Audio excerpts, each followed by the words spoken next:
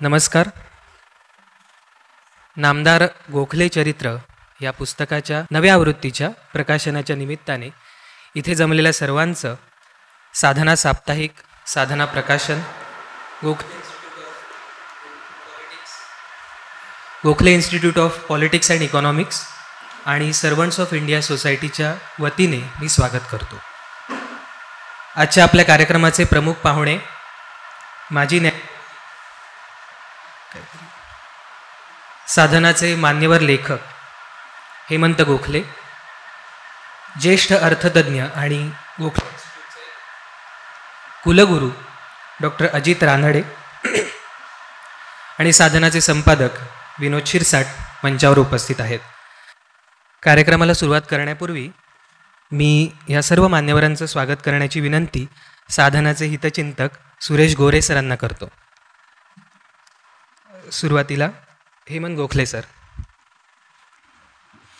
मला प्रभावित करून गेलेले पुस्तक हे साधना प्रकाशनाचं पुस्तक आणि गोखले माय पॉलिटिकल गुरु हे M.K. गांधी यांचं पुस्तक त्यांना भेट देण्यात येत आहे.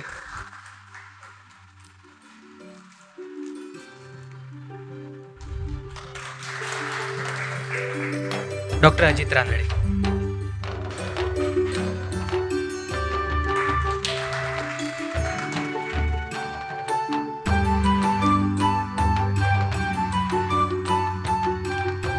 गोरे सरांचे आभार. आजच्या कार्यक्रमाला अनेक औचित्य आहेत, त्यांचा उल्लेख सुरुवातीला करणं आवश्यक वाटतं. नेक नामदार अशी ओळख रूढ झालेले गोपाळकृष्ण गोखले हे नेमस्त गटाचे नेते, तेव्हाच्या भारतीय राष्ट्रीय काँग्रेसचे अग्रणी, भारत सेवक समाजाचे संस्थापक अशा अनेक कार्यांनी आपल्याला परिचित आहेत. पण सुरुवातीला त्यांची ओळख आगरकर आणि रानडे यांचे शिष्य आणि अखेरच्या काळामध्ये गांधींचे गुरु, राजकीय गुरु अशी प्रामुख्याने आहे. त्यांच्या 10व्या स्मृतिदिनाच्या निमित्ताने म्हणजे 1924मध्ये त्यांचं चरित्र लिहिण्याची स्पर्धा मुंबई विद्यापीठाने जाहीर केली. त्या स्पर्धेमध्ये पांडुरंग सदाशिव साने या 24 वर्षाच्या नुकत्याच MA झालेल्या तरुणाने भाग घेतला. स्पर्धेसाठी लेखन सादर करण्याची मुदत संपून गेली, तरीही चरित्र लिहिण्याचं त्यांचं काम चालूच होतं. शेवटी ते दीर्घ हस्तलिखित त्या तरुणाने आपले शिक्षक, महामहोपाध्याय म्हणून ज्यांना ओळखलं जातं, दत्तोवामन पोद्दार यांना वाचायला दिलं. त्यांनी ते एका प्रकाशकाकडे सोपवलं आणि 1925च्या फेब्रुवारीमध्ये ते चरित्र प्रकाशित झालं. विस्तृत म्हणावं असं नामदार गोखल्यांचं हे पहिलंच चरित्र आणि साने गुरुजींचं प्रकाशित झालेलं पहिलं पुस्तक. या घटनेला आता 100 वर्ष झालेली आहेत. म्हणजेच एका अर्थाने या पुस्तकाची ही जन्मशताब्दी आहे. आपल्याला कल्पना आहेच की यंदाचं वर्ष हे साने गुरुजींचं 125वं जयंती वर्ष आहे. नुकताच 19 फेब्रुवारीला गोखल्यांचा स्मृती दिवस झाला. आणखी एक विशेष औचित्य म्हणजे 1924मध्ये सर्वंट्स ऑफ इंडिया सोसायटीच्या ज्या ग्रंथालयामध्ये बसून गुरुजींनी हे अभ्यास संशोधन करून चरित्र लिहिलं, त्या ऐतिहासिक इमारतीतल्या त्याच हॉलमध्ये आज या प्रकाशन समारंभासाठी आपण जमलेलो आहोत. त्यामुळे या चरित्राच्या नव्या आवृत्तीचं प्रकाशन गुरुजींच्या 125व्या जयंती वर्षामध्ये आणि तेही या ऐतिहासिक ठिकाणी होत आहे, हा साधनाच्या दृष्टीने एक अविस्मरणीय क्षण आहे. आता मी साधनाचे संपादक विनोद शिरसाट यांना विनंती करतो की त्यांनी आजच्या कार्यक्रमाचं प्रास्ताविक करावं. या कार्यक्रमाचे अध्यक्ष आदरणीय डॉक्टर अजित रानडे,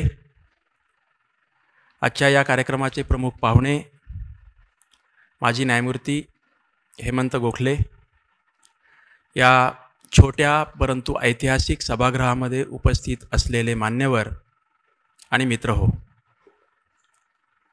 आत्ता सुहासने त्याच्या सुरुवातीच्या निवेदनात या पुस्तकाचं ऐतिहासिक महत्त्व, या जागेचं ऐतिहासिक महत्त्व हे सांगितल्यावर मला पूर्ण खात्री आहे की आपल्यापैकी अनेकांच्या मनात एक प्रकारचा रोमांच उत्पन्न झालेला असणार. 1924 हा भारतीय स्वातंत्र्य लढ्यातला अतिशय धामधुमीचा कालखंड 1924च्या फेब्रुवारी महिन्यात मुंबई विद्यापीठाने ती स्पर्धा घोषित केली की नामदार गोखले यांच्या मृत्यूला 10 वर्ष पूर्ण होत आहेत आणि त्यानिमित्ताने आम्ही तरुण लेखकांच्याकडून नामदार गोखले यांचं चरित्र लिहून घेण्याची स्पर्धा आयोजित करतोय. त्या स्पर्धेला किती लोकांनी प्रतिसाद दिला ही आकडेवारी मुंबई विद्यापीठाकडे कदाचित उपलब्ध असेल. मात्र पांडुरंग सदाशिव साने या युवकाने, ज्याचा MAचा निकाल तोपर्यंत लागलेला नव्हता, न्यू पुना कॉलेज म्हणजे आत्ताचं SP कॉलेज, मात्र तेव्हा ते नुमवी जी शाळा आहे आप्पा बळवंत चौकात, तिथेच ते कॉलेज भरत होतं. आणि साने गुरुजींना शिक्षक जे होते ते दत्तोवामन पोद्दार. साने गुरुजींनी त्यापूर्वी लोकहितवादींच्यावर एक निबंध लेखनाच्या स्पर्धेत भाग घेतला होता. ते त्यांचं पहिलं लेखन होतं, मात्र ते प्रकाशित झालं नाही. त्यातही त्यांना असाच एक सन्मान पारितोषिक मिळालं. त्यानंतर त्यांनी लिहिलेलं खऱ्या अर्थाने पूर्ण लांबीचं हे पहिलं पुस्तक हे 250पेक्षा अधिक पानांचं झालं आहे. आणि हे पुस्तक लिहिण्यासाठी त्या पांडुरंग सदाशिव साने, ज्या व्यक्तीला साने गुरुजी ही ओळख त्यानंतर 5-6 वर्षांनी मिळाली, या पुस्तकाच्यामध्ये उल्लेख आहेत, साने गुरुजींच्या चरित्रामध्ये उल्लेख आहेत की साने गुरुजींचा तो कालखंड अतिशय दुःखदायक होता. हे पुस्तक ज्यावेळी प्रकाशित झालं त्याच्या 2 महिने आधी साने गुरुजींच्या वडिलांचं निधन झालं होतं आणि त्यांच्या आईचं निधन तर 4-5 वर्ष आधीच झालेलं होतं. पुढे भविष्यामध्ये काय करायचं याबद्दल साने गुरुजींच्या मनात बरंचसं अस्वस्थ करणारं आणि अस्थिर असं चित्र होतं. आणि आपल्याला फिलॉसॉफी शिकायची, तत्त्वज्ञानाचा अभ्यास करायचा आहे असं त्यांनी त्या दरम्यान ठरवलं होतं. खानदेशामध्ये अमळनेर या ठिकाणी तत्त्वज्ञानाचं राष्ट्रीय स्तरावरचं मोठं केंद्र त्या आधी काही वर्ष सुरू झालेलं होतं. देश विदेशातले विद्वान अभ्यासक अमळनेरला तत्त्वज्ञान शिकण्यासाठी येत होते आणि तिथे अमळनेरला तत्त्वज्ञान शिकण्यासाठी साने गुरुजी गेले होते. अनेकांना असं वाटतं की ते शिक्षक होण्यासाठी गेले, वस्तुस्थिती तशी नाही. आणि MAचा निकाल लागण्याच्या आत त्यांनी तिकडे ॲडमिशन प्रक्रिया सुरू केलेली होती. त्यामुळे आपल्याला तत्त्वज्ञान शिकायला जायचं आहे, वडिलांचं निधन झालं आहे, पुस्तक लिहून झालं आहे किंवा किंबहुना त्याच कारणामुळे ते लांबलं असणार. असा तो 1924चा धामधुमीचा काळ होता आणि त्यावेळी हे पुस्तक लिहिलं गेलं. खूप उशीर झाल्यामुळे, मुदत उलटल्यामुळे मुंबई विद्यापीठाला ती सादर करता आलं नाही. मात्र त्याचवेळी गोखल्यांच्या 10व्या स्मृतिदिनाचं औचित्य साधून ताम्हनकर नावाचे पुण्यातले एक प्रकाशक एक मोठं गोखलेंचं चरित्र, समग्र म्हणावं असं चरित्र प्रकाशित करण्याचा त्यांचा एक आराखडा होता, प्लॅन होता. आणि ते काम त्यांनी नर फाटक यांच्याकडे सोपवलेलं होतं. नर फाटकांनी त्याआधी काही वर्ष न्यायमूर्ती रानडे यांचं चरित्र लिहिलेलं होतं आणि ते खूप समग्र म्हणावं असं, ऑथेंटिक असं पूर्ण महाराष्ट्रात चर्चेला गेलेलं होतं. त्यामुळे नर फाटकांच्याकडून रानड्यांचे शिष्य गोखले यांचं चरित्र येईल अशी ती कल्पना होती. मात्र नर फाटक यांच्याहीकडून ते पुस्तक लिहून झालं नाही वेळेमध्ये आणि म्हणून त्या दरम्यान ते स्वतः प्रकाशक अस्वस्थ होते.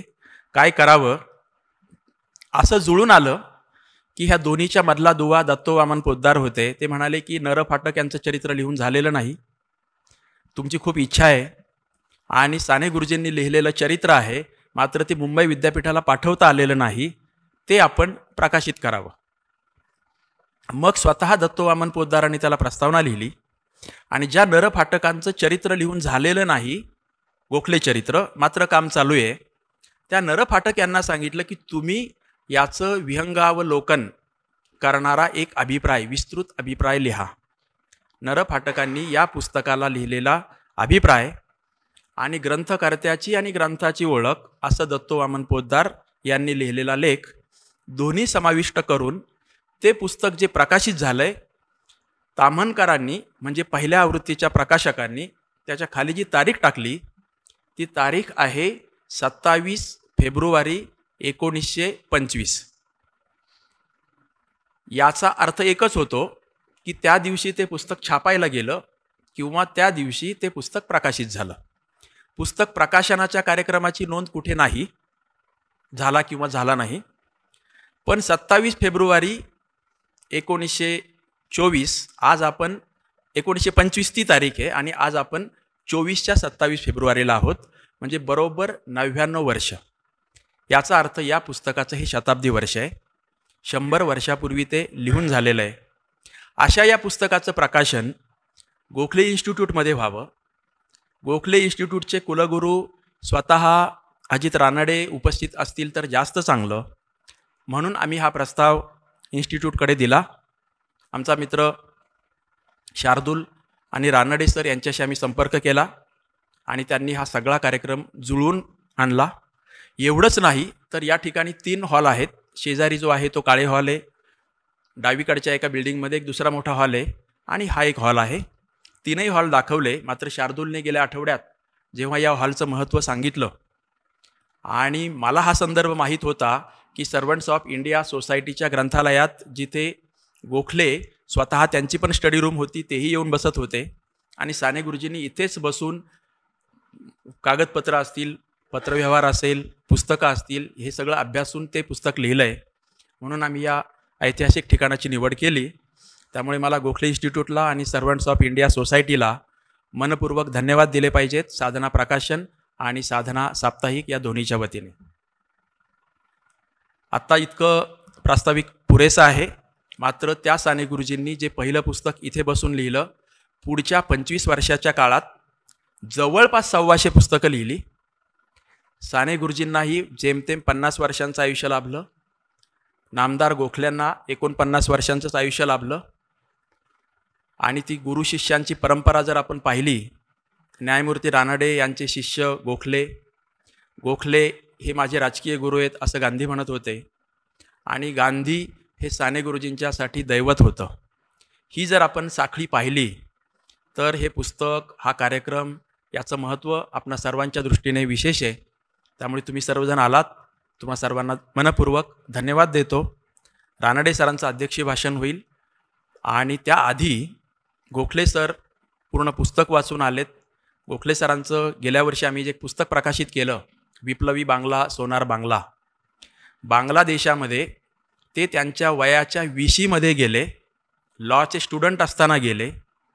तिथे जाऊन आल्यावर म्हणजे 1971ला, खरं तर त्यावेळी बांगलादेश म्हणण्यापेक्षा पूर्व पाकिस्तानात गेले आणि त्या सगळ्या माहोलवर त्यांनी जो 10 लेखांची जी मालिका लिहिली होती ती त्यावेळी 1971ला साधनामध्ये प्रकाशित झाली. त्यानंतर जवळपास 50 वर्षांनी 2020-21ला ते बांगलादेशामध्ये गेले. ते निवृत्त न्यायमूर्ती म्हणून गेले आणि वयाच्या 70मध्ये गेले. तिथे जाऊन आल्यावर त्यांनी परत 10 लेख लिहिले आणि ते नंतरचे 10 लेख आत्ताचे आणि त्यावेळीचे 10 लेख 50 वर्षापूर्वीचे, असं आम्ही पुस्तक प्रकाशित केलं आणि ते नंतर बंगाली भाषेत आलं, इंग्रजीमध्ये आलं आहे, अन्य 1-2 भाषांच्या मध्येही येईल. त्यामुळे अशा या न्यायमूर्ती गोखलेंना आम्हाला या कार्यक्रमाला बोलावता आलं आणि त्यांनी ते निमंत्रण स्वीकारलं. त्यांना धन्यवाद आणि अजित रानडे सरांना मनपूर्वक धन्यवाद. माझंही प्रास्ताविक संपवतो. थँक्यू.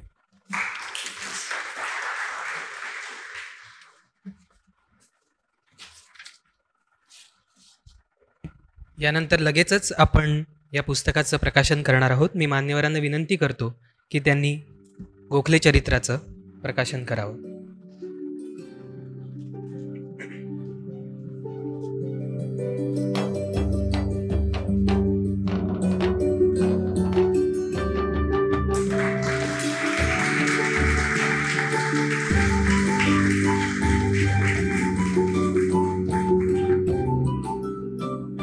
या पुस्तकाला दत्तूवामन पोद्दारांची प्रस्तावना आहे.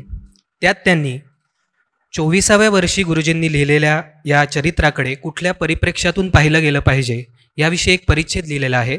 गोखले सरांना विनंती करण्यापूर्वी मी तो परिच्छेद वाचून दाखवतो.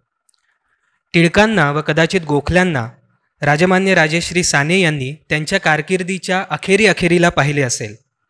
आज या थोर पुरुषांशी समागम करून घेऊन त्या पुरुषांची भाषणे, लेख व कृती आणि त्यांच्याविषयी इतरांनी व्यक्त केलेले विचार व प्रगट केलेली माहिती यावरच अवलंबून राहून साने यांस आपले मत लिहावयास पाहिजे. ही मर्यादा सांभाळून निपक्षपाती दृष्टीने साने यांनी आपले बिकट काम केले आहे. त्यांची त्रयस्थाची भूमिका आहे आणि अद्यापि जरी या भूमिकेस पूर्णावकाश झालेला दिसत नाही तरी त्या बाजूची पाऊलवाट मळलेली आहे आणि साने त्याच वाटेने आपली चाल करत आहेत. साने यांची भाषाशैली प्रशंसनीय आहे. तिच्यात तारुण्याचा आवेश जसा चमकतो तसाच तारुण्यातील निर्मळपणाही लकाकत आहे. इंग्रजी, मराठी व संस्कृत या तिन्ही वाङ्मयांशी त्यांचा जो निकट परिचय आहे त्याचेही प्रतिबिंब ग्रंथात जागोजागी पडलेले आपणास दिसून येते आणि आनंद होतो. देशप्रीती आणि देशसेवार्थी यांचे पाझर साने यांच्या ग्रंथात जागोजागी फुटलेले दिसतात. त्यामुळे प्रस्तुत ग्रंथ फार मधुर झालेला आहे. तर अशा या ग्रंथाचं प्रकाशन आज इथे झालं. मी आता गोखले सरांना भाषण करण्याची विनंती करतो. आजच्या या सभेचे अध्यक्ष श्री अजित रानडे, गोखले इन्स्टिट्यूटचे व्हाईस चान्सलर, साधना प्रकाशनचे श्री विनोद शिरसाट, सुहास पाटील आणि आपण सर्व मंडळी, सर्वांना नमस्कार. ह्या पुस्तकाचं प्रकाशन माझ्या हस्ते करायला सांगून विनोद शिरसाट आणि अजित रानडे यांनी माझा मोठाच सन्मान केला आहे. विनोद शिरसाट यांनी मला सांगितलं, अजित रानडे ते खरं का खोटं ते सांगतील, की माझ्याबरोबर आणखीन 2 विद्वान माणसांची नावं होती, पण अजित रानडेंनी माझ्या नावाला मान्यता दिली. त्यामुळे मला आता त्यांच्यासमोर भाषण करताना खूपच जबाबदारीने बोलावं लागणार आहे. अनेक मोठे अभ्यासक आणि समाजात ज्यांना मान्यता आहे अशी मंडळी या सभेमध्ये आहेत. त्या सगळ्यांच्या समोर मला माझे विचार मांडायचे आहेत. विनोद शिरसाटांनी आठवड्यापूर्वी ही जबाबदारी माझ्यावर टाकली आणि 2 दिवसांनी गुरुजींच्या पुस्तकाची एक छापण्याआधीची बनलेली प्रत पाठवली. नामदार गोखले यांच्यावर हे पुस्तक असल्यामुळे त्यांच्यावरची इतरही काही पुस्तकं पाहणं आवश्यक होतं. नामदार गोखले यांच्यावर प्रचंड साहित्य उपलब्ध आहे. 4-5 दिवसात फार काही वाचणं शक्य नव्हतं. तरीही नरफाटक यांचं आदर्श भारत सेवक हे पुस्तक, B.R. नंदा यांचं Gokhale the Indian moderates and the British Raj, Shri Gopu Deshpande यांचे गोखले नवदर्शन, अशोक मोडक यांचे पुस्तक. अशोक मोडकांचं पुस्तक हे महाराष्ट्र चरित्र ग्रंथमालेतलं आहे. त्याचे सहसंपादक विनोद शिरसाट होते. त्याच्यावर लिहिलेलं आहे. आणि रामचंद्र गुहा यांच्या मेकर्स ऑफ मॉडर्न इंडिया या ग्रंथातील लिबरल रिफॉर्मर हा लेखही मी नजरेखालून घातला. ही पुस्तकं माझी पत्नी प्राध्यापिका मीना गोखले हिनी उपलब्ध करून दिली. ती आज काही कारणामुळे आलेली नाही. तिचाही मला आभार मानणं आवश्यक आहे. नामदार गोखले यांच्या संबंधी म्हटलं तसं प्रचंड साहित्य उपलब्ध आहे. 1908 साली म्हणजे त्यांच्या हयातीतच मद्रासचे G.A. नटेसन यांनी पहिल्यांदा त्यांची सिलेक्टेड स्पीचेस अँड रायटिंग ही प्रसिद्ध केली. कालांतराने नॅशनल बुक ट्रस्टने त्यांचे 3 व्हॉल्यूम वेळोवेळी प्रकाशित केले. गांधीजींनी लिहिलेलं महात्मा गोखले हे एक पुस्तक सांगायला पाहिजे. स्टॅनले व्हॉलपर्ट या अमेरिकन इतिहासकार आणि इंडॉलॉजिस्ट यांनी लिहिलेलं Tilak and Gokhale revolution and reform in making modern India ही आणखीन काही महत्त्वाची पुस्तकं आहेत. गोखले इन्स्टिट्यूट किंवा भारत सेवक समाजाच्या किंवा अन्य कोणी अभ्यासकाने या सर्वांचा अभ्यास करून नवीन एक चरित्र लिहिणं आवश्यक आहे, हे मला ह्या निमित्ताने सांगावं असं वाटतं. माझ्या भाषणाचे 3 भाग असणार आहेत. पहिला अर्थातच गुरुजींच्या पुस्तकाबद्दल, दुसरा नामदार गोखल्यांबद्दल आणि तिसरा थोडाफार सध्याच्या परिस्थितीबद्दल.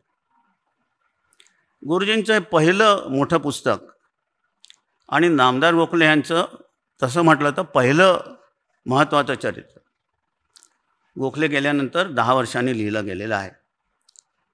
त्यांना उपलब्ध साहित्य त्यावेळेला मर्यादित होतं आणि त्यांनी या पुस्तकाच्या प्रस्तावनेतच गुरुजींनी म्हटलं आहे की या कथेला मला मिळालेल्या लिखाणाचा आधार घेतला आहे. मनोरंजन अंक, अभ्यंकर चरित्र, फर्ग्युसन कॉलेज त्रैमासिक, वाच्याने लिहिलेल्या आठवणी, केसरीतील लेख, गोखल्यांचे लेख व व्याख्याने या सर्वांचा आधार घेतला आहे. सर फिरोजशाह मेहता यांच्या चरित्रातील माहिती, मॉडर्न रिव्ह्यू, इंडियन रिव्ह्यू ह्यांचाही ठिकठिकाणी उपयोग केला आहे. त्या सर्वांचा प्रस्तुत लेखक ऋणी आहे.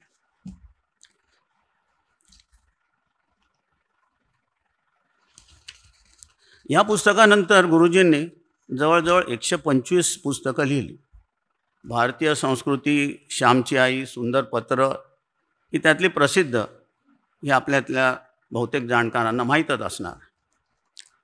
त्यांनी विल ड्युरंट यांच्या इतिहासाच्या पुस्तकाचं, महाप्रचंड पुस्तकाचं भाषांतर केलं. अनेक कादंबऱ्या आणि स्वतःच्याही कादंबऱ्या लिहिल्या.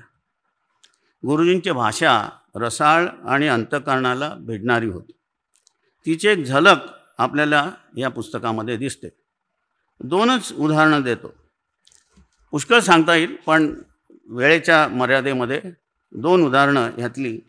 पहिली त्यांची आणि रानड्यांची जी भेट झाली त्या संदर्भातलं. रामदास हे ज्याप्रमाणे चलाख आणि हुशार मुलगा आपल्या शिष्यास चलाख आणि हुशार मुलगा दिसेल त्याचे मन वळवून त्याला माझ्याकडे पाठवा असे आपल्या शिष्यास मठाधिपतीस लिहित, त्याप्रमाणे रानडे हेही नवीन जोमदार, स्वार्थत्यागी, प्रामाणिक व बुद्धिमान तरुणांच्या शोधात असत. आपल्या मागे देशास नेशस्तपणाचे वळण लावणारा कोणीतरी असावा असे त्यांना वाटे. आगरकरांनी गोखल्यांविषयी सांगितल्यावर त्यांनी ही गोष्ट लक्षात ठेवली. एक दिवस त्यांनी आपले मित्र आबासाहेब साठे यांना गोपाळराव गोखल्यांची भेट घेण्यास सांगितले. आबासाहेबांनी भेट घेतली आणि ठरल्या दिवशी रानड्यांची ओळख करून दिली. गुरु शिष्य मिळाला, शिष्यास गुरु लाभला, अंतरकोपी हेतूची एकमेकांस ओळख झाली. शिष्य आनंदून घरी गेला, गुरुचेही मन प्रसन्न झाले. गोखल्यांचे पूर्व वयातील गुरु आगरकर तर जवानीतले गुरु रानडे, रानड्यांच्याजवळ राजकारणाचे धडे घेण्यास शिष्याने सुरुवात केली. त्याचप्रमाणे जेव्हा नामदार गोखले वारले तेव्हाचा प्रसंग त्यांनी त्यांच्या त्याच पद्धतीने अतिशय हा वाचल्यावर तुमच्या लक्षात येईल. गोखल्यांच्याही लक्षात आलेलं होतं की आपली तब्येत बिघडलेली आहे आणि आपलं आता आयुष्य काही फारसं नाही. हरिभाऊ आपटे, हरिनारायण आपटे म्हणजे पण लक्षात कोण घेतो ही प्रसिद्ध कादंबरी लिहिणारे, त्यांचे जिवलग मित्र. 8 वाजता तब्येत अधिक बिघडली. हरिभाऊंना निरोप पाठवण्यात आला. ताबडतोब टांग्यात बसून हरिभाऊ सोसायटीत आले. गोपाळराव अत्यवस्थ होते, त्यांना परंतु शुद्धी होती, बोलता येत होते. हरिभाऊंना पाहून त्यांना समाधान झाले. त्यांना त्यांच्या आवडत्या खुर्चीत ठेवले. त्यांनी सर्वांस पोट भरून, डोळे भरून पाहिले. नंतर ते क्षीण स्वराने म्हणाले, या लोकची मजा पाहिली, आता तिकडे जाऊन पाहूया. आपली मान हलवून, हरिभाऊ येतो आता, असे ते बोलले. किती शांत व गंभीरपणे त्यांनी इहलोकाचा निरोप घेतला. डोळे मिटले. कसेही झाले तरी थोर ते थोरच. आता मृत्यूलोक संपला. जीवाशिवाचे ऐक्य झाले. कुडीचा आणि आत्मारामाचा वियोग झाला.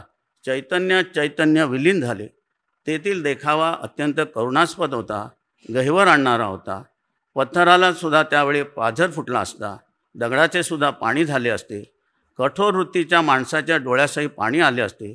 रात्रीचे 11 वाजलेले, सर्वत्र शांतता होती, आकाशात तारे चमकत होते, परंतु येथे जनतेच्या डोळ्यात अश्रूंचे ढग जमत होते. गुरुजींची भाषा पुढे कशी होती ह्याची एक थोडीशी झलक मी आपल्याला दाखवली. गुरुजींच्या पुस्तकाला दत्तवामन पोद्दारांनी प्रस्तावना लिहिली आहे आणि पुस्तकाची भलावणी केली आहे.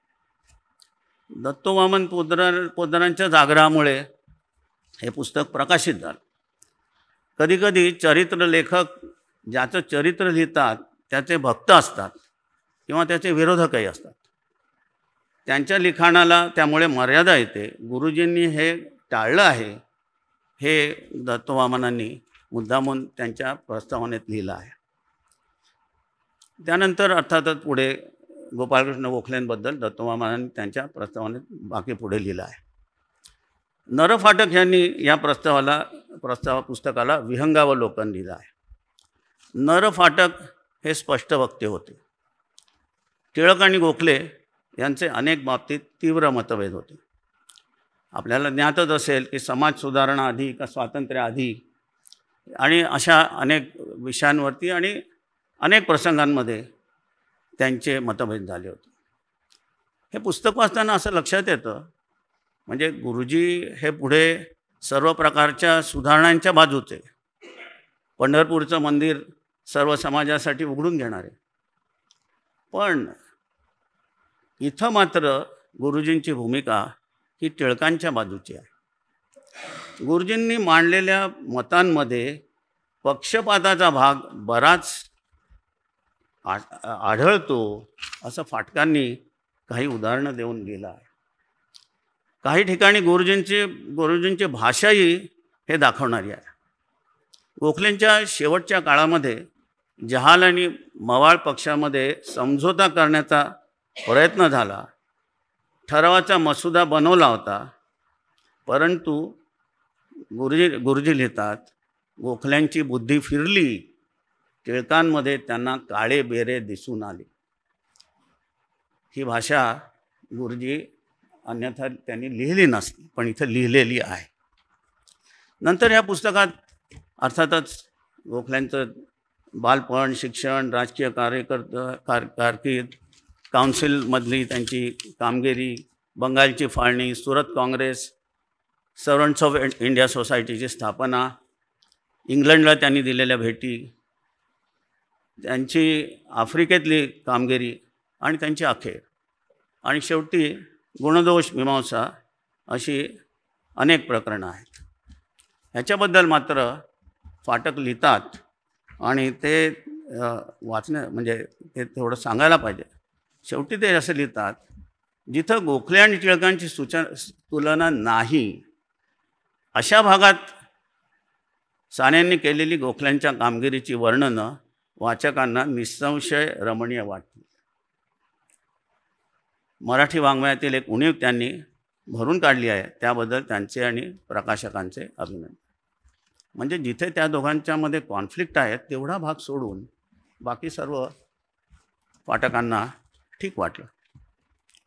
असो, एक सूचना प्रकाशकांना करायची आहे. या मूळ पुस्तक मी सांगितलं तसं माझ्या पत्नीच्या मदतीमुळे मला ते बघायला मिळालं.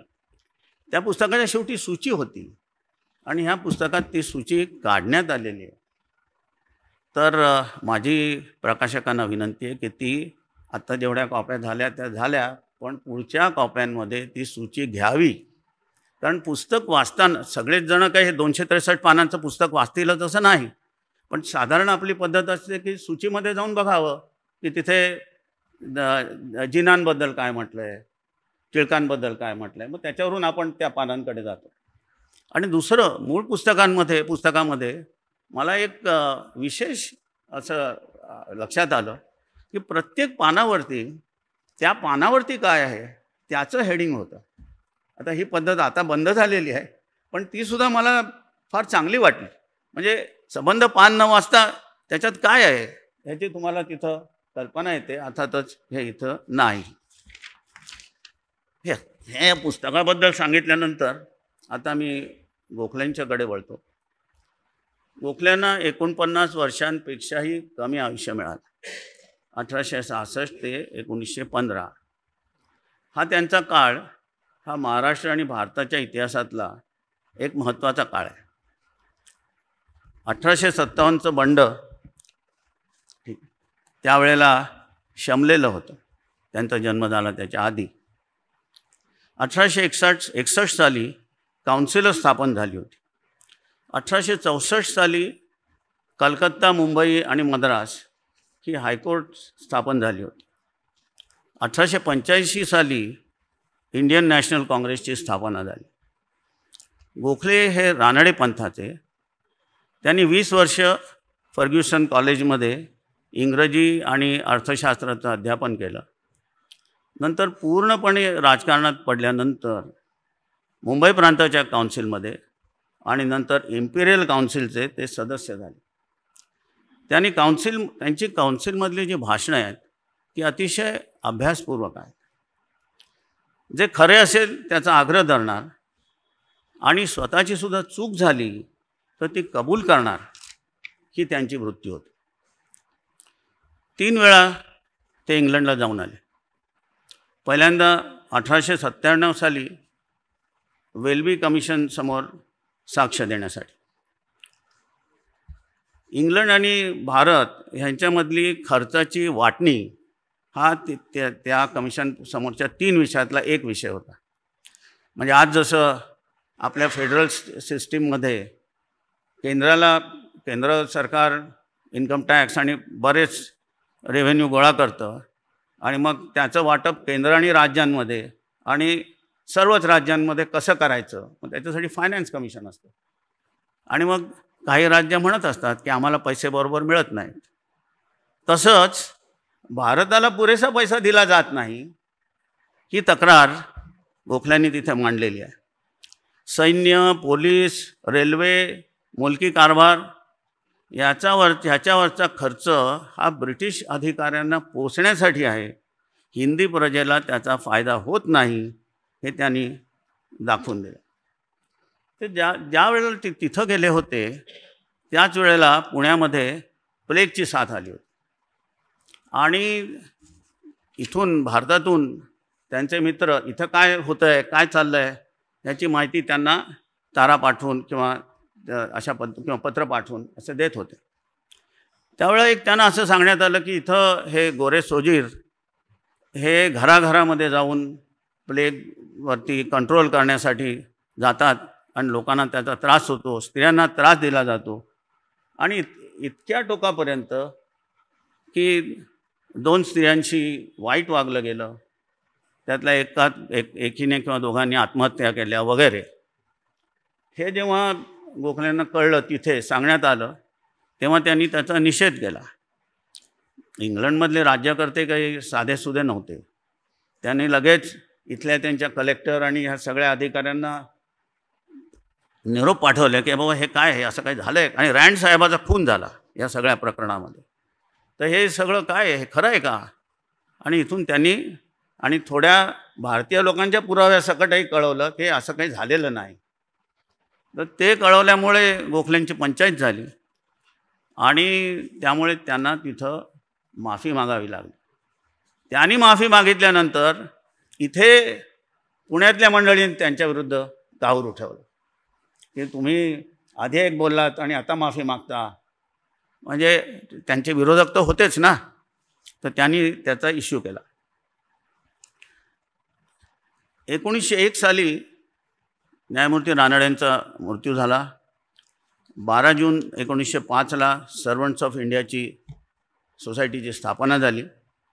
20 ऑगस्ट 1905ला बनारसच्या काँग्रेसचे गोखले हे अध्यक्ष निवडले गेले आणि त्यावेळेला त्यांनी उत्तर भारतामध्ये अगदी लाहोरपर्यंत अनेक ठिकाणी जाऊन दौरा केला. 1905-06च्या अखेरीस इंग्लंडमध्ये निवडणुका होऊन लिबरल पार्टी सत्तेमध्ये आली. जॉन मोर्ले हे भारत मंत्री झाले. एडमंड बर्कला ते मानणारे होते, उदारमतवादी होते. तेव्हा त्यांच्याकडून आपल्या देशासाठी नक्की काहीतरी मिळू शकेल ह्या भावनेमध्ये 1906 साली त्यांची दुसरी भेट आहे. पण त्याच वेळेला आधी बंगालची फाळणी झालेली आणि बंगालमध्ये मोठा हिंसाचार झालेला, काही कलेक्टर्स आणि मॅजिस्ट्रेट्स यांना मारण्यात आलेलं होतं आणि त्यामुळे तिथे गोखल्यांची खूपच पंचायत झाली. म्हणजे त्या सगळ्याची त्यांना त्याचं एक्सप्लेनेशन द्यावं लागलं. म्हणजे ते भारताची बाजू मांडायला गेले होते आणि इथे भारतामध्ये काय चाललेलं आहे अशा प्रकारची त्यांच्यावर त्या ठिकाणी तिथं टीका झाली. नंतर 1907 साली सुरतला काँग्रेसचं अधिवेशन झालं. त्याआधी खरं म्हणजे नागपूरला होणार होतं आणि काही गोष्टींच्यामुळे ते म्हणजे जी गोखल्यांना सपोर्ट करणारी की त्यांच्या बाजूची फिरोजशाह मेहता वगैरे मंडळी होती, त्यांनी नागपूरला जहाल मंडळींचा जोर होता, दादासाहेब खापर्डे वगैरे. त्यामुळे ह्या मंडळींनी ते अधिवेशन सुरतेला घ्यायचं ठरवलं आणि ठरलं तसं. आणि सुरतेच्या अधिवेशनामध्ये गोखल्यांच्या मित्रमंडळींचे उमेदवार रासबिहारी घोष होते आणि टिळकांच्या पक्षाचे उमेदवार लाला लजपतराय होते. लाला लजपतरायांचं आणि गोखल्यांचंही खूप चांगलं होतं. पण ह्या परिस्थितीमध्ये रासबिहारी घोषना त्यांनी स्टेजवरती बसवलं अध्यक्ष म्हणून. त्यांना अध्यक्ष बसवल्यानंतर टिळक स्टेजवरती गेले. ते म्हणाले मला एक उपसूचना मांडायची आहे. तर त्यांना सांगण्यात आलं की नाही तुम्ही आता काय मांडायचं नाही, रासबिहारी घोष अध्यक्ष झालेले आहेत. आणि मग म्हणजे ही मवाळ पंथाची सुद्धा जी माणसं होती ती काही कमी कट्टर नव्हती. ती मंडळी टिळकांच्या अंगावर धावून गेली, कोणी जोडे फेकले. आणि हे सगळ्यात महत्त्वाचं आहे की त्यावेळेला गोखले टिळकांचं संरक्षण करण्यासाठी तिथे उभे राहिले. ही अतिशय म्हणजे ही अनेक ठिकाणी सांगितली जात नाही, पण ही अतिशय महत्त्वाची गोष्ट आहे. तिथे मग काँग्रेसमध्ये दुफळी झाली वगैरे ह्या सगळ्या गोष्टी झाल्या, पण गोखल्यांनी टिळकांना त्या तिथं वाचवलं. टिळकांना नंतर त्यांच्या लिखाणाबरोबर शिक्षा झाली, मंडालेला पाठवलं 1908 साली. त्यावेळेला गोखले पुन्हा तिसऱ्या वेळेला इंग्लंडमध्ये होते की एकूण कायद्याच्या व्यवस्थेमध्ये सुधारणा करण्यासाठी ते सांगण्यासाठी तिथं गेले होते. आणि नेमकी त्यावेळेला टिळकांना इथं मंडालेला पाठवण्याची शिक्षा झाली. टिळकांच्या समर्थनार्थ तिथं सभा घ्यायची ठरवली. गोखले त्या सभेला गेले नाहीत. ते सभेला गेले नाहीत म्हणून इथं पुण्यामध्ये त्यांच्या नावाने शिमगा करण्यात आला.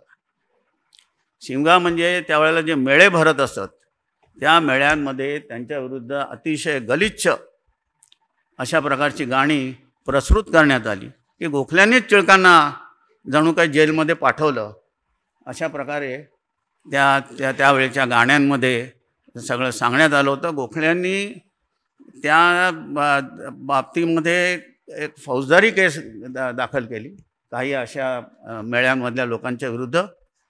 आणि काका बॅप्टिस्टा हे त्या आरोपींतर्फे, ते टिळकांचे मित्र होते, ते गोखल्यांची क्रॉस एक्झामिनेशन करायला उभे राहिले.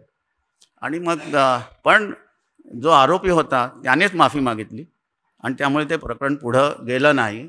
त्यांनी सिव्हिल सूटसुद्धा फाईल केला आणि त्या सिव्हिल सूटमध्ये पुन्हा जो आरोपी होता त्याने माफी मागितली, त्याला दंड झाला.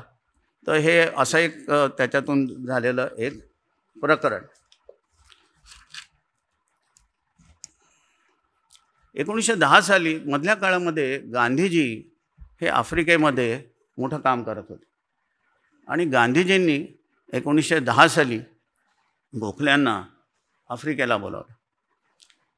आफ्रिकेमध्ये भारतातून गेलेल्या लोकांवरती म्हणजे जे पर्टिक्युलर विशेषतः जे कामगार श्रमिक म्हणून गेले होते त्यांच्यावरती एक विशेष प्रकारचा दंड होता आणि त्याच्याविरुद्ध एक प्रकारचा टॅक्स होता, फाईन होता. त्याच्याविरुद्ध गांधीजी आंदोलन करत होते आणि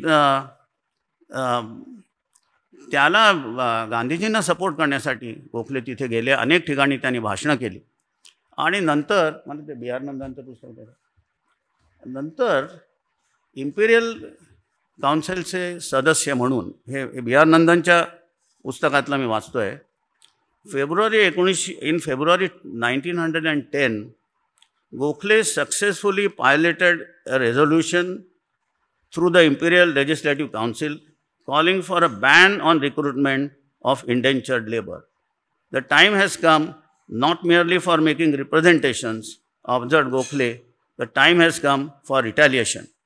The following year, a ban was imposed on recruitment of indentured labor for Natal.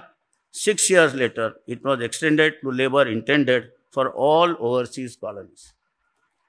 तेव्हा गांधीजींच्यासाठी गोखल्यांनी केलेलं हे इंटरव्हेन्शन अतिशय इफेक्टिव्ह ठरलं आणि गांधीजींच्या कार्यासाठी नंतरही त्याच्यातल्या एका गोष्टीबद्दल मी सांगणार आहे.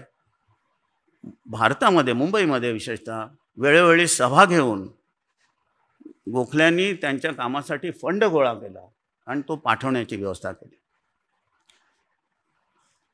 गोखले ज्या वेळेला आजारी होते त्यांची तब्येत म्हणजे बराच काळ हे सगळं शेवटी हे सगळे उद्योग करायचे म्हणजे सगळं कष्टप्रद होतं आणि त्यांची तब्येत तशी ठीक नव्हती. त्यांना अस्थमा होता, डायबिटीस होता आणि ह्या सगळ्या त्यांच्या परिस्थितीमध्ये त्यांची जी तब्येत होती त्याच्याबद्दल रवींद्रनाथ टागोर आणि ॲनी बेझंट ह्यांनी त्यांना लिहिलेलं आहे आणि हे मी बी आर नंदनच्या पुस्तकातून वाचतो आहे. Mrs Besant pleaded with Gokhale in 1914 that India cannot spare you and a month or two of rest may mean years of work. Rabindranath Tagore wrote, "You must remember that for a man like you to live is in itself a service to your country, for your life is not merely useful, it is a light to others." गोखल्यांची महत्ता ह्या मंडळींनी कशी ओळखलेली होती हे तुम्हाला म्हणजे ह्या Annie Besant ह्या जास्त काळ मद्रासमध्ये असत, रवींद्रनाथ अर्थातच कलकत्त्याला आणि कित्येक वेळा बोलपोरला. त्यांनी गोखल्यांच्या आजारपणामध्ये तुम्ही विश्रांती घ्या, जास्त धावाधाव करू नका, तुम्ही आम्हाला हवे आहात अशा प्रकारचं त्यांना पत्र लिहिलेली आहेत. हे फार महत्त्वाचं आहे. एक माझ्या पुस्तकाचा मगाशी विनोद शिरसाटांनी उल्लेख केला. माझ्या पुस्तकात लिहिलेली एक महत्त्वाची गोष्ट म्हणजे लक्षात म्हणजे ठेवण्यासारखी आहे. मी जेव्हा माझे मित्र अनवर राजाने माझ्याबरोबर होते, मला ज्या युनिव्हर्सिटीने बोलावलं होतं त्या युनिव्हर्सिटीचे रजिस्ट्रार इशफाक इलाही चौधरी हे होते. इशफाक इलाही चौधरी हे बांगलादेशच्या एअरफोर्समधले रिटायर्ड एअर कमोडर. त्यांची माझी ओळख झाली. गोखले म्हटल्यानंतर त्यांनी म्हटलं, "Gokhale, are you connected with Gopalkrishna Gokhale?" म्हटलं, "नो, एक्सेप्ट द सरनेम." त्याच्या पुढे म्हणाले, "Gokhale was a mentor of Jinnah." आणि मी म्हटलं, "well, I will have to find out, must be since you are saying so, but in any case guru of Gandhiji." आणि मी नंतर ते फाटक्यांचं पुस्तक दिलं. जिनांनी टिळकांची वकिली केली पण ते गोखल्यांना आपले मेंटॉर मानत असत. आणि गोपाळरावांच्या हे नरफाटकांच्या पुस्तकातलं मी वाचतो आहे. गोपाळरावांच्या गुणांचा त्यांच्यावर एवढा पगडा बसला की जिना कुणाला गुरुस्थानी बसवणारे किंवा कुणालाही आदर्श ठरवून त्याप्रमाणे आपल्या वर्तनाला वळण देणारे नसूनही गोपाळरावांचे आपण शिष्य व्हावे, अगर आपल्याला तसे म्हणावे अशी आकांक्षा त्यांच्या मनात सुरल्याचा त्यांच्या अधिकृत चरित्रात निर्देश आहे.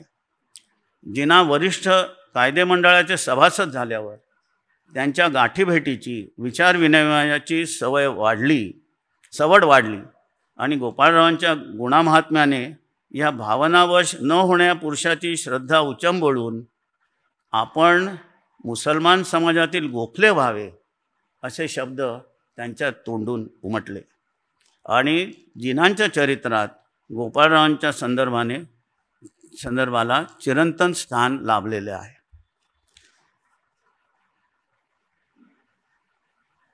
गोपाळकृष्ण गोखले गेल्यानंतर त्यांचं स्मारक व्हावं वगैरे अशा अर्थाची मुंबईमध्ये दुखवट्याची सभा झाली आणि त्या सभेमध्ये जिनांनी केलेल्या भाषणातली काही वाक्य नर फाटकेंनी त्यांच्या पुस्तकात लिहिलेली आहेत. एक मनुष्य किती काम करू शकतो, तो आपल्या प्रभावाने जनतेचा मार्गदर्शक कसा होऊ शकतो, खरे नेतृत्व आणि कर्तृत्वाचे स्फुरण कसे लाभते, हा गोखल्यांच्या आयुष्यापासून शिकण्यासारखा अतिशय महत्त्वाचा सर्वोत्कृष्ट धडा आहे. गोपाळरावांचा मी कायदेमंडळात सहकारी होतो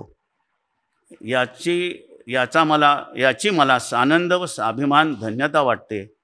पुष्कळदा मी त्यांच्या नेतृत्वाला मान देऊन त्यांच्या सल्ल्याप्रमाणे वागत असे. हे गोपाळकृष्ण गोखले गेल्यानंतर जिनांनी केलेल्या त्या सभेतलं भाषण आहे.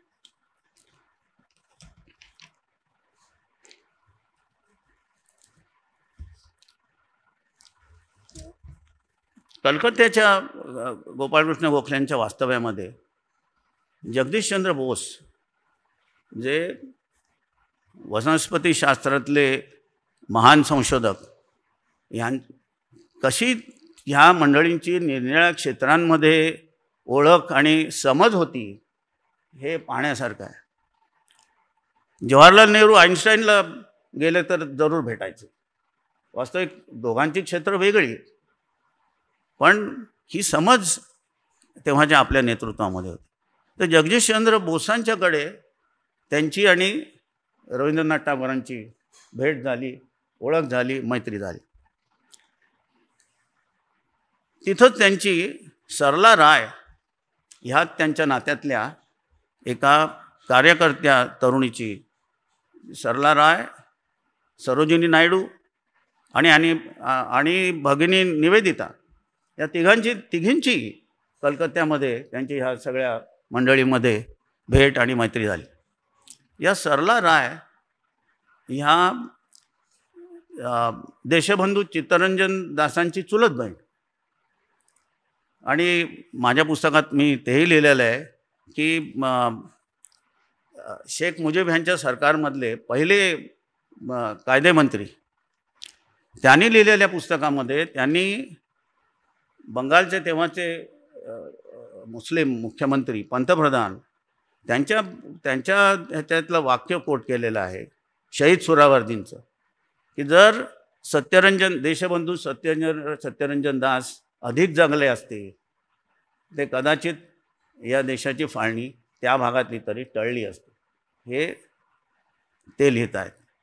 तर ह्या सत्यरंजन दासांची चुलत बहीण गोपाळकृष्ण गोखले गेल्यानंतर त्यांनी 1920 साली कलकत्त्याला गोखले मेमोरियल गर्ल्स स्कूल स्थापन केली. आता अनेक वेळेला कलकत्त्याला गेलो, पण म्हणजे गोखल्यांची क्षमा मागून सांगतो की माझं त्या शाळेत जायचं राहिलेलं आहे. कलकत्त्यातली ती एक अप्रतिम शाळा आहे. नंतर आपल्या महाराष्ट्रात 1924 साली नाशिकला गोखले एज्युकेशन सोसायटीची स्थापना झाली आणि अनेक कॉलेजेस, शाळा गोखले एज्युकेशन सोसायटीने काढल्या. तर ही मुंबईत गोखल्यांचा पुतळा झाला. मी सुप्रीम कोर्टमध्ये जाण्याच्या आधी मद्रास हायकोर्टचा चीफ जस्टिस होतो आणि मरीनावरून हायकोर्टाला जायला लागायचं. वाटेत मद्रास युनिव्हर्सिटीचा कॅम्पस आहे आणि त्या कॅम्पसमध्ये गोपाळकृष्ण गोखल्यांचा पूर्णाकृती पुतळा आहे. तर एका बाजूला ऑफकोर्स चारही बाजूला काही ना काहीतरी लिहिलेलं आहे. एका बाजूला लिहिलं आहे teacher and statesman, member of Imperial legislative council, founder of servants of India society. दुसऱ्या बाजूला त्यांचं सर्वंट्स ऑफ सोसायटीच्या प्रॉस्पेक्टसमधलं वाक्य लिहिलेलं आहे, public life must be spiritualised, love of country must so first fill the heart that all else shall appear as of little moment by its side. आणि दुसऱ्या दोन बाजूला जी दुसरी वचनं आहेत ती अशी आहेत. एक दलितांच्या संदर्भात आहे आणि एकूण दुसरं आपल्या देशाचं पुनरुत्थान करण्याबद्दलचं. ते देशाच्या पुनरुत्थानाबद्दलचं वाक्य असं आहे. It may be that the history of the world does not furnish an instance where a subject race has risen by agitation. If so, we shall supply that example for the first time. The history of the world has not come to an end. There are more chapters to be added. आणि चौथ्या बाजूला त्यांचं धारवाडला केलेल्या भाषणातलं वाक्य coat केलेलं आहे. तेही भाषण त्यातले महत्त्वाचे भाग मी आपल्यासमोर सांगणार आहे. Cannot a few men, 5%, 3, 2, even 1% of the hundreds and hundreds of graduates that the universities turn out every year take it upon themselves to dedicate their lives to the sacred work of elevation of lower caste. दलितांना पुढे आणणं, देशाचं पुनरुत्थान आणि राजकारणाकडे स्पिरिच्युअलिटीच्या दृष्टिकोनातून पाहणं, हे त्यांचे जे शिष्य होते गांधीजी, या तिन्ही गोष्टी गांधीजींनी पुढे नेल्या हे आपल्या लक्षात येईल. हे जे त्यांचं धारवाडला केलेलं भाषण आहे, हे रामचंद्र गुहांच्या मेकर्स ऑफ मॉडर्न इंडियामध्ये त्यातला बराच भाग त्याच्यात कव्हर केलेला आहे. त्यात ते म्हणतात, त्यात ते म्हणतात, I think all fair-minded persons will have to admit that it is absolutely monstrous that a class of human beings with bodies similar to our own, with brains that can think and with hearts that can feel, should be permanently condemned to a low life of utter wretchedness, servitude, and mental and moral degradation, and that permanent barriers should be placed in their way so that it should be impossible for them ever to overcome them and improve their lot. This is a deeply revolting to our sense of justice. I believe one has only to put oneself mentally into their place to realize how grievous this injustice is. We may touch a cat, we may touch a dog, we may touch any other animal, but the touch of these human beings is pollution.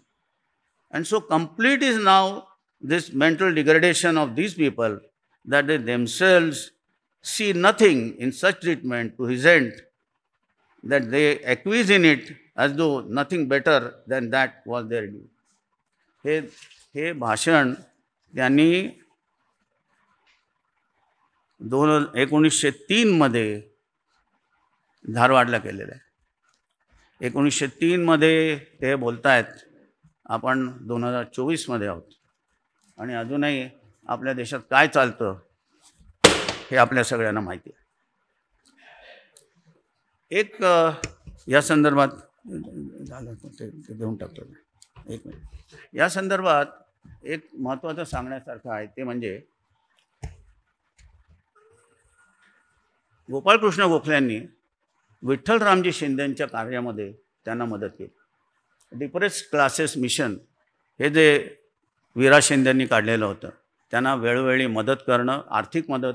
त्यांना जेव्हा त्यांची काही गोष्टी मी बघितल्या, वेळ थोडा होता, अकोल्याला झालेल्या कॉन्फरन्ससाठी गोपाळकृष्ण गोखलेंनी मदत पाठवली. त्यांच्या काही सभांना ते हजर राहिले. आज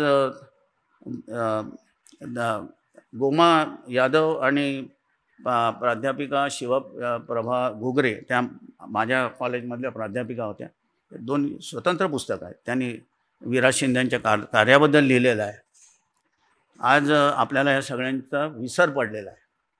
म्हणजे जसं पहिल्या पिढीमध्ये न्यायमूर्ती रानडे आणि ज्योतिराव फुले, रामचंद्र गुहांचं असं वाक्य आहे की जशी देशाला आंबेडकरांची जरूर होती तशीच गांधीजींची जरूर होती. आंबेडकर न्यायासाठी भांडत होते, पण त्याच्याबरोबर करुणेची जोड देणं पण आवश्यक होतं, जी गांधीजींनी केली.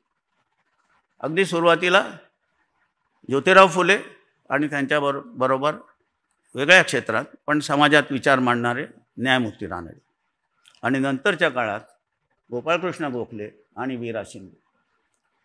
तर हे आज दुर्दैवाने आपण या सगळ्यांना, बऱ्याच जणांना विसरून गेलेलो आहे. या सगळ्यात मी आपल्याला सांगितलं की गोखल्यांच्या विचारामध्ये सगळ्यात महत्त्वाचे प्रश्न त्यांच्या दृष्टीने कुठले होते? एक तर म्हणजे देशाचं दारिद्र्य. इंग्लंडमध्ये आणि इंग्लंडनी चालवलेलं आपलं एक्सप्लॉयटेशन. इंग्लंडला गेलेले असताना ते त्यांच्या एका भाषणामध्ये म्हणतात की ईस्ट इंडिया कंपनी होती तेव्हा थोडं तरी ठीक होतं, कारण पार्लमेंट त्यांच्यावरती कंट्रोल ठेवत होतं. आता इथल्या अधिकाऱ्यांवरती कोणाचाच काही कंट्रोल नाही आणि पूर्णपणे आपल्या देशाचं एक्सप्लॉयटेशन चाललेलं आहे. आता रिसेंटली अशा प्रकारचं लिखाण भारतातल्याही अनेक लोकांनी केलेलं आहे. दुसरं, फ्री अँड कंपल्सरी एज्युकेशन. हे ज्योतिराव फुलेंनी आधी सांगितलेलं होतं, गोपाळकृष्ण गोखल्यांनी त्याचा आग्रह धरलेला होता. आणि महत्त्वाचं हे होतं की नुसतंच फ्री असता कामा नये, कंपल्सरी असलं पाहिजे. आणि जेव्हा आपल्या घटनेमध्ये आर्टिकल 21A म्हणजे राईट टू एज्युकेशन हा एक फंडामेंटल राईट बनवण्यात आला, त्यावेळेला आपले पंतप्रधान मनमोहन सिंग यांनी केलेल्या भाषणात त्यांनी गोपाळकृष्ण गोखलेंना केलेल्या कार्याचा खास उल्लेख केलेला होता, या ठिकाणी सांगितलं पाहिजे. त्यांचा अर्थशास्त्राचा अभ्यास हा मोठा होता आणि दुर्दैव असं की ह्या सगळ्या धकाधकीमध्ये त्यांच्या एका लिखाणात हे आहे की मला ह्याच्यावरती लिहायचं होतं भारताच्या सगळ्या परिस्थितीबद्दल, पण ते सगळं राहून गेलं. आज गोखल्यांची आठवण ह्या निमित्ताने करावीशी वाटते. ती कशासाठी? तर एक तर साधी गोष्ट अशी की आज उदार मताच्या विचाराला ओहोटी लागलेली आहे. पत्रकारांवरती हल्ले होतात, नाटक केलं जाऊ देत नाही. साधना प्रकाशननी प्राध्यापक राजन हर्षनच्या पुस्तकावर ठेवलेली चर्चा आदल्या दिवशी नॅशनल बुक ट्रस्ट रद्द करते. हे सगळं जे घरांवर बुलडोजर पाठवले जातात, म्हणजे गुन्हा केला आहे की नाही सिद्ध होण्याच्या आधीच बुलडोजर जातात. हे जे चाललेलं आहे हे सगळं कुठल्याही उदारमतवादी माणसाला पटणारं नाही. आणि जातीयता आपली किती वाढलेली आहे. म्हणजे केशवसूत हे गोपाळकृष्ण गोखल्यांचे समकालीन आहेत. 1866 ते 1905 हा केशवसूतांचा काळ आहे. हरिनारायण आपटे हे गोपाळकृष्ण गोखल्यांचे समकालीन आहेत. आणि मी मगाशी सांगितलं तसं शेवटच्या क्षणी दिवशी त्यांचे मित्र म्हणून त्यांनी हरिनारायण आपट्यांना भेटायला बोलावलं. ब्राह्मण नाही, हिंदूही नाही, न मी एक पंथाचा, हे सगळं केशवसूतांनी 20व्या शतकाच्या सुरुवातीला 1902 किंवा 4 सालची त्यांची ती कविता असेल. आणि आता आपण आम्ही 96 कोळी आहोत, आम्हाला म्हणजे अशा प्रकारची भूमिका निरनिराळ्या जातीची मंडळी आज मांडतायत. जातीचा अभिमान हा तर दुसऱ्या बाजूला वाढत चाललेला आहे. आज एक ह्या दलितांच्या संदर्भामध्ये आपण नेहमीच वाचत असतो की काही ना काहीतरी आपल्या देशात घडत राहतं. कालच्या हिंदूमध्ये आलेली ही बातमी आहे, माझ्याकडे त्याची कॉपी आहे. चेन्नईमध्ये तांबरम पोलीस स्टेशनच्या ज्युरिडिक्शनमध्ये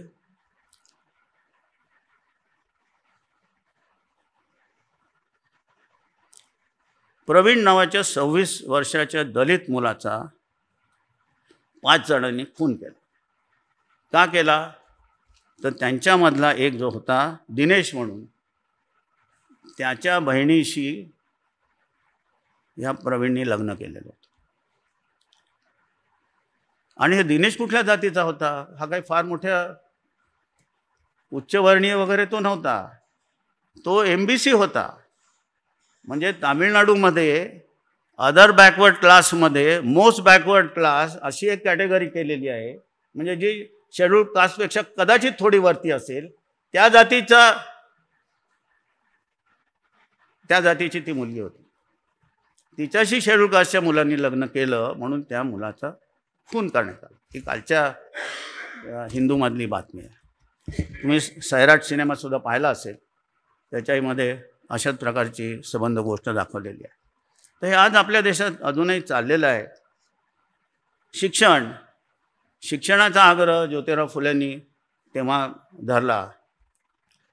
आपल्या देशातली निरनिराळी जी संस्थानं होती त्याच्यामध्ये कोल्हापूर संस्थानात शाहू महाराजांनी त्या बाबतीत बरीच प्रगती केली. बडोद्याला सयाजीरावांनी केली. आणि मोठं इंटरेस्टिंग आहे की त्या सयाजीरावांनी कंपल्सरी प्राथमिक शिक्षण केलं आणि आता नाही. त्यामुळे बडोदे संस्थानामधल्या गावांचा अलीकडे केलेल्या सर्वेमध्ये असं दिसून आलं, सेतू म्हणून संस्था त्यांनी केलेला. माझे मित्र अच्युत याज्ञिक त्या संस्थेचं काम करायचं, ते गेले. त्यात असं लक्षात आलं विशेषतः शेड्यूल कास्ट समाजामध्ये आजी शिकलेली आहे पण नाच शिकलेली नाही. कारण आजी सयाजीरावांच्या काळात होती आणि शाळेत पाठवलं नसतं तर तिच्या आईवडिलांना दंड भरावा लागला. त्यामुळे आजी शिकली पण नाच शिकलेली नाही. आजसुद्धा एज्युकेशन फ्री आहे पण कंपल्सरी नाही आहे. तर ते कंपल्सरी असलं पाहिजे हा आग्रह होता. आणि दुसरं क्वालिटी एज्युकेशन मिळालं पाहिजे. आता असर वगैरे संस्थांचे रिपोर्ट आपण पाहत असतो.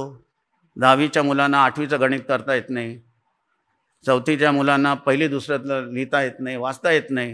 हे सगळं येत असतं पण त्याच्याबद्दल सरकार काय करत असतं, आपला समाज काय करत असतो. म्हणजे हे कसलं शिक्षण आहे. म्हणजे तुम्ही मोठमोठ्या संस्था काढा पण हे जे प्राथमिक शालेय शिक्षण नीटपणे जे जायला पाहिजे ते जात नाही. हे गोपाळकृष्ण गोखलेंनी आदी ज्योतिरावांनी वगैरे ह्याचा आग्रह धरला होता, हे या ठिकाणी सांगायला पाहिजे.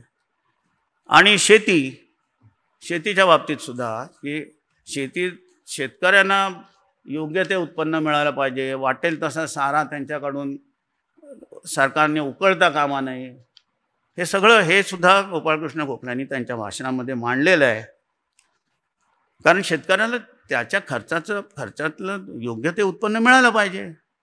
आणि आजही तीच MSPची लढाई चालू आहे, मिनिमम सपोर्ट प्राईसची. तर ह्या सगळ्या बॅकग्राऊंडवरती मला असं वाटतं की गोपाळकृष्ण गोखल्यांनी जे काम केलेलं होतं ते महत्त्वाचं आहे. या निमित्ताने मला थोडीफार त्यांच्या कामाची म्हणजे कल्पना आली आणि त्याच्याबद्दल मी विनोद शिरसाटांचे आभार मानतो की त्यामुळे मी जरा काही सगळी पुस्तकं वगैरे बघितली आणि मला जे लक्षात आलं ते आपल्यासमोर मांडलं. धन्यवाद.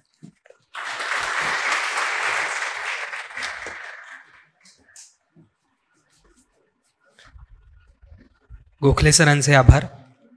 आणि यानंतर मी अध्यक्षांना विनंती करतो की त्यांनी अध्यक्षीय भाषण करावं. धन्यवाद सुहास. मी काही फार वेळ बोलणार नाही आहे. आपल्या आत्ताच आपण फारच उत्कृष्ट एक व्याख्यान आणि भाषण ऐकलं आहे.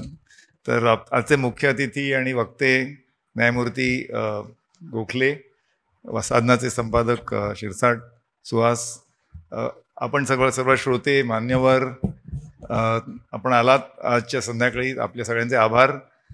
मी फक्त काही 2 शब्दच मांडणार आहे कारण आपण आत्ताच इतका छान अतिशय सखोल अभ्यास करून सरांनी एवढे रेफरन्सेस आणले होते की ती पुस्तकं सारखी खाली पडत होती. तर फारच छान वाटलं. तर मी काही फक्त टिप्पणी करीन, अध्यक्षीय भाषण वगैरे काही करणार नाही. आज आपण इथे आलात आणि आमचाच सन्मान झाला म्हणजे तुम्ही आलात म्हणून. आणि 2-3 शब्द तुमच्यासमोर ठेवतो. एक म्हणजे गेल्याच आठवड्यात आपण गोपाळकृष्ण गोखलेंचा स्मृती दिन होता.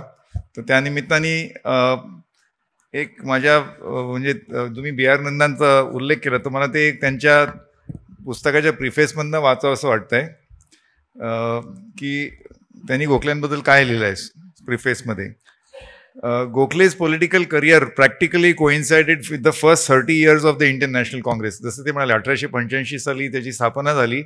त्यामुळे त्यांचं पॉलिटिकल करिअर आणि इंडियन नॅशनल काँग्रेसच्या स्थापनेशी ते कोइन्साइड झालं. He was much younger than its founding fathers. म्हणजे या सगळ्या लोकांपैकी स्थापनेच्या त्या ग्रुपमध्ये he was the youngest. But it was is good fortune to come in to intimate contact with them, to win their confidence and to become their ablest spokesperson. म्हणजे ते त्यांचं भाष्य आणि त्यांचं ते प्रतिनिधित्व. While he was still in his 30s, he became the authentic spokesman of his country's aspirations both in India and in England. आणि as a leader of the Indian national Congress and as a member of the Imperial legislative council, ते जसं म्हणाले की मुंबई प्रांताचे काउन्सिलचे पहिले ते सदस्य झाले, नंतर इम्पिरियल काउन्सिलचे सदस्य झाले. दादाभाई नौरोजींची जी सीट त्यांना ती मिळाली. And as a member of the Imperial legislative council in England, he became a confidant of the British Committee of the Congress in London and India's unofficial envoy, म्हणजे ambassador to England. So Gokhale occupied a unique vantage point, असं ते B.R. Nanda लिहित आहेत, in Indian politics. He belonged to a not so common species. And what is that not so common? He was an intellectual in politics. असं B.R. Nanda म्हणतात, मी म्हणत नाही आहे. So he was not only one of the main actors in Indian political drama, but one of its shrewdest and most vocal observers. In fact, the study of his life offers valuable insights into the history of India's nationalism and Indo-British relations. तर त्यांच्या स्मृतीनिमित्त आपण इथे जमलो होतो. आणि पांडुरंग सदाशिव साने या तरुण मुलांनी जो दीर्घ निबंध लिहिला, ज्याचं आता पुस्तक स्वरूपात आपण बघतो, तेच गुरुजी आपण त्यांची पण स्मृती आज जागृत करतोय. 125 पुस्तकं ज्यांनी लिहिली आणि ज्यांचा थोडाफार मला वाटतं साधनेच्या पण जर्नीशी संबंध आहे, त्यांची पण आज स्मृतीची आपण उजळणी करतोय. मला एक फक्त तुम्हाला ॲड करायचं की या वास्तूचे महत्त्व काय आहे. ते म्हणाले की कदाचित तो जो तरुण होता पांडुरंग सदाशिव, त्यांनी कदाचित इथेच किंवा त्या शेजारच्या बिल्डिंगमध्ये बसून त्याचं संशोधन केलं असेल, ज्याच्यावर त्यांनी तो निबंध लिहिला आणि इकडचीच पुस्तकं. आणि त्याच्याही आधी काही 20 वर्ष आधी गोखले स्वतः इथे जेव्हा स्थापना झाली सर्वंट्स ऑफ इंडिया सोसायटीची. पण अजून एक महत्त्व म्हणजे कदाचित याच दालनामध्ये आणि याच वास्तूमध्ये कॉन्स्टिट्युएंट असेंब्लीचे इकडे डिबेट झाले. आणि म्हणजे आंबेडकर आणि इतर मंडळी पण इथे डिबेट झालेले आहेत, त्याची नोंद आहे. त्यामुळे या वास्तूला तो पण एक महत्त्व आहे. आम्ही हल्लीच ते थोडंसं रिनोव्हेट करून इथे असे इव्हेंट्स करण्याचा आमचा म्हणजे प्रस्ताव आहे. तर आजचा जवळजवळ जणू काही पहिलाच आपण एक इव्हेंट इथे करतोय, तर शिरसाटांना त्याबद्दल आभार. दुसरी गोष्ट म्हणजे तुम्ही टिळकांचं जे टिळक रानडे वगैरे जे संबंध सांगितले, एक छोटीशी एक टिटबिट तुमच्याकरता. तर टिळकांचे जे वकील होते ते म्हणजे जिन्ना, त्यांच्या विरुद्ध 3 देशद्रोहाचे खटले झाले. आणि जो शेवटचा खटला झाला 1908 साली, त्याच्यानंतर त्यांना ती शिक्षा झाली, ते मंडालेला गेले 6 वर्षाकरता. पण एक गमतीची गोष्ट अशी आहे की त्या मला वाटतं दुसऱ्या केसमध्ये जेव्हा त्यांनी बेलचं ॲप्लिकेशन केलं तर त्यांना बेल नकारण्यात आली. आणि त्या on the bench was justice Ranade, कारण तोपर्यंत ते मुंबईला पोहोचले. त्यामुळे टिळकांना बेल नाकारण्याचं एक म्हणजे ती जबाबदारी रानडेंवर आली. पण नंतर ते बेल स्वीकारलं गेलं, कारण त्यांनी he appeal to a bigger bench. Third thing I want to mention is committed constitutionalist. म्हणजे जे संविधानाबद्दल किंवा ती जी मानसिकता आहे की कमिटेड कॉन्स्टिट्युशनलिस्ट, जे तुम्ही मवाळ किंवा जहाल असे जे पक्ष झाले, त्यामध्ये ते सुरुवातीपासूनच कमिटेड कॉन्स्टिट्युशनलिस्ट हा जो प्रिन्सिपल होता गोखल्यांचा, तो या पुस्तकामध्ये दिसतो. आणि अर्थातच B.R. नंदांच्या पुस्तकात किंवा फाटकांच्या पुस्तकात तो दिसून येतो. तर जसं आता न्यायाधीश गोखले म्हणाले की आजच्या काळात पण that debate is still on, की constitutional values committed to constitutionalism versus non constitutional measures. हे तर ॲक्च्युली ते डॉक्टर आंबेडकरांचं जे प्रसिद्ध भाषण होतं 25 नोव्हेंबर 1946 साली, की त्यांनी सांगितलं की we have to be aware of 3 dangers. आणि त्यापैकी म्हणजे ॲनार्की काय, ते ग्रामर ऑफ ॲनार्की स्पीच त्याला म्हणतात. तर त्याच्यामध्ये की आत्तापर्यंत आपण आंदोलनं, उपोषण किंवा हे सगळे जे मेथड्स आत्तापर्यंत आपण अवलंबून करत आलो आहोत, पण जेव्हा आपली म्हणजे प्रजासत्ताक होईल, जेव्हा आपलं रिपब्लिक होऊ, then this will have no place. So we have to be resorting to constitutional methods. पण आजच्या म्हणजे वर्तमान स्थितीत whether we really remember his words and are true to that constitutionalism, I don't know. पण गोखलेंच्या आयुष्यात तरी ते ॲज अ कमिटेड कॉन्स्टिट्युशनिस्ट खूप प्रकर्षाने जाणवतं. अजून एक पॉईंट मला, एक छोटीशी दुसरी एक टिप्पणी म्हणजे ती तुम्ही जे म्हणालात की रवींद्रनाथ टागोरनी पण आणि त्यांच्या ॲनी बेझंटनी सांगितलं की तुम्ही आपल्या तब्येतीची काळजी घ्या, तुम्ही जिवंत राहणं हे राष्ट्राकरता तुम्ही जिवंत राहिलं पाहिजे वगैरे. तर गंमत अशी आहे की जे गांधी आणि गोखले जे 1 महिनाभर एकत्र राहिले, मला वाटतं 1908 साली का 6 साली, तर त्या काळात गांधींनी त्यांना ते म्हणायचे तुमची तब्येत अशी काय, तुम्ही निदान दररोज एक you should go for a walk. तुम्ही निदान दररोज एक पाऊण तासाचं तुम्ही why don't you at least walk, कारण तुमची तब्येत तुम्ही सांभाळली पाहिजे. आणि गोखले म्हणायचं मला वेळच मिळत नाही, I don't have time. He was little overweight by then. आणि गंमत अशी की जसं गांधींना यांच्या तब्येतीची काळजी होती, तशीच गोखलेंना यांच्या काळजी. तुम्ही हे जे फ्रुट्स आणि नट्स खाता ते काय बरोबर वाटत नाही मला तुमचं.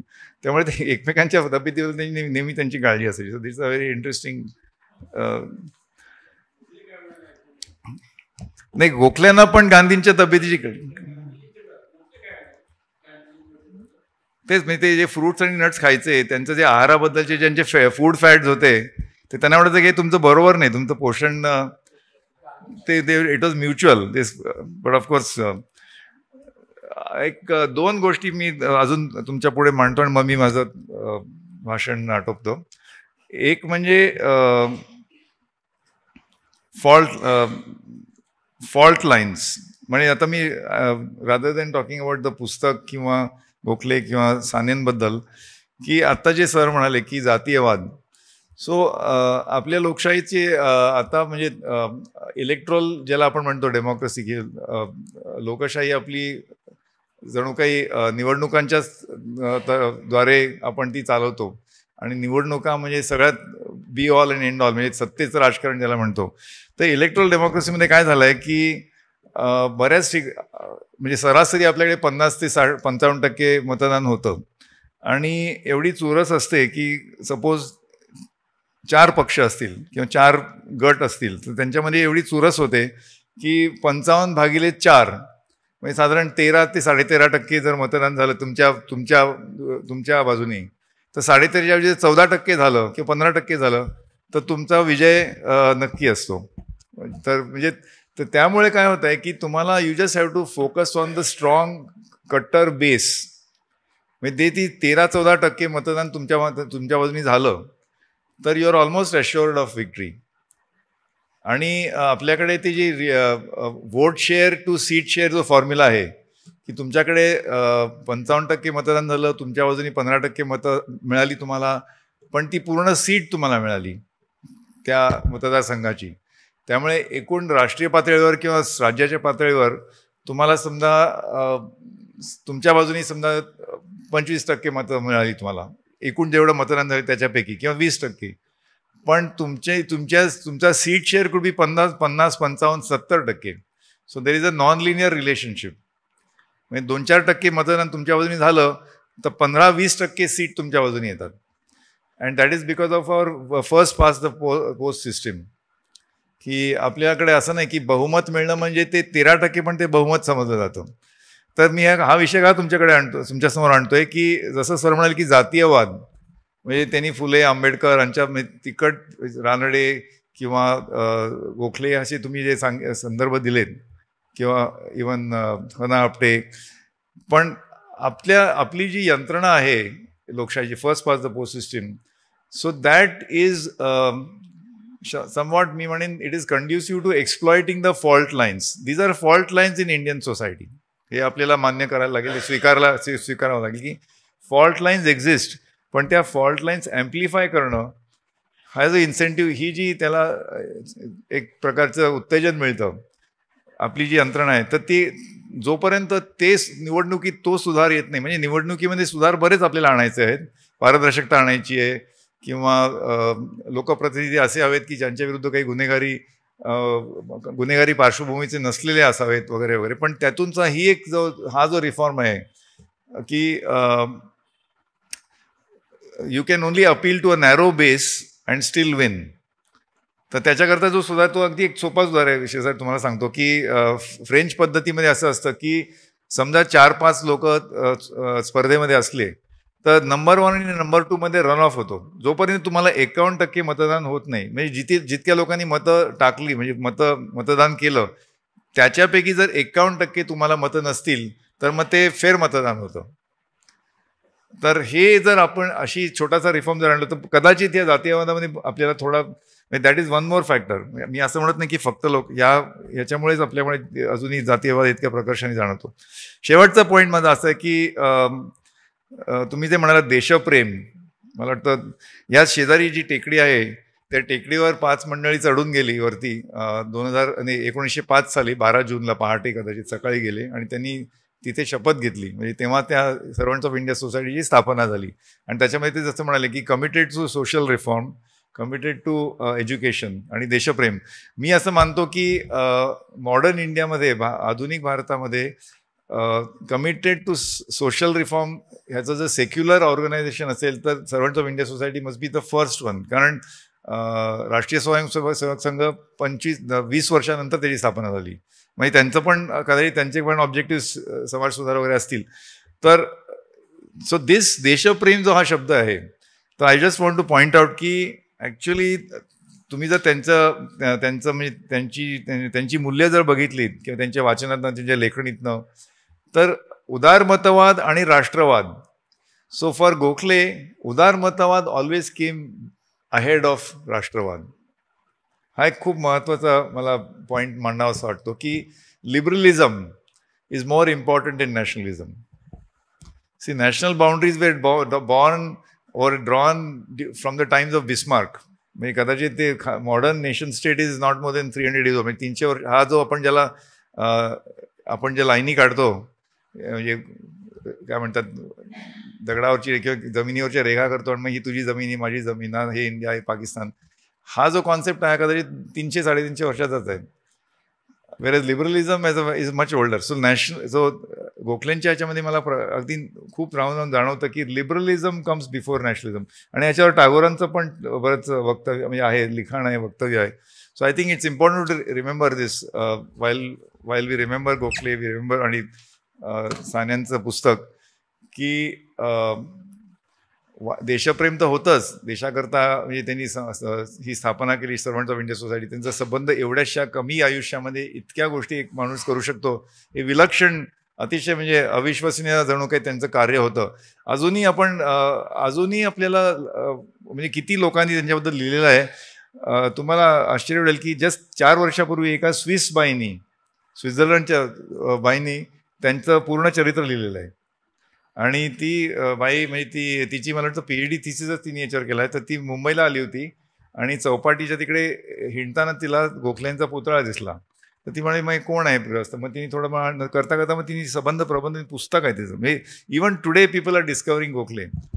So I think so this is something, म्हणजे या व्यक्तीचा आपल्या आधुनिक इतिहासात जो त्यांचा म्हणजे इन्फ्लुएन्स झालेला आहे, ज्या लोकांवर त्यांचा इन्फ्लुएन्स झाला, तो फार म्हणजे it's far reaching and perhaps it's not well appreciated. पण या निमित्ताने आपण इथे आलात आणि आपण हे पुस्तकाचं प्रकाशन केलं म्हणून साधनाचे पण आभार आणि आपल्या सगळ्यांचे आभार. धन्यवाद.